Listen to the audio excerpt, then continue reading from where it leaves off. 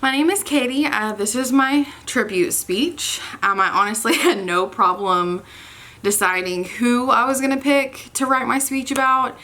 It was obviously going to be someone who means a lot to me. The man who has made the biggest impact in my life. The man who was there whenever my father walked away when I was just a baby. The man that was there for all of my milestones, taught me how to drive, who has been the most positive influence in my life overall.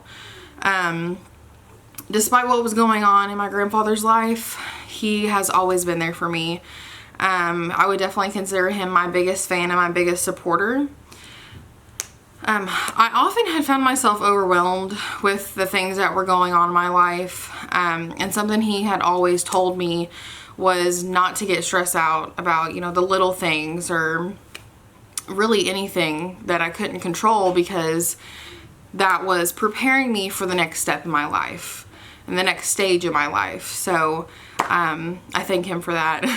My grandfather is one of the sweetest, most generous, hardworking people I know. At times he can be very hard-headed, but that's always shown me not to take crap from anyone, and to stand up for what I believe in. He's 74 and he still works full-time for a very, very physically demanding job. Just 10 years ago, he did go back to school to further his education, just because he enjoys learning and enjoys the challenge. My grandfather also served in the Army for many years, so I also respect him for that.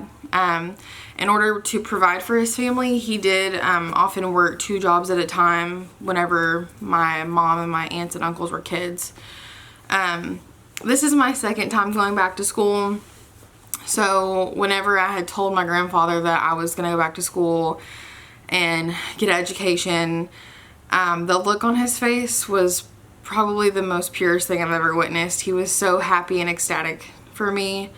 One thing that he's always pushed me to do was to get an education, and he's always said, think smarter, not harder. And get an education, because no one can take that away from you. And I'm so thankful that he's been there to motivate me and be there for me when I felt like I had no one else. It's taken me longer than I had anticipated to get my degree, but I cannot wait to see the look on his face when I do finally graduate. I hope I will be able to give back to my grandfather half as much as he's given to me, and helped me over the last 25 years. I know that it's probably not physically possible, because he's honestly done so much for me and helped me and give me guidance. But I love and appreciate him for everything that he's done and sacrificed. I don't know where I would be without him.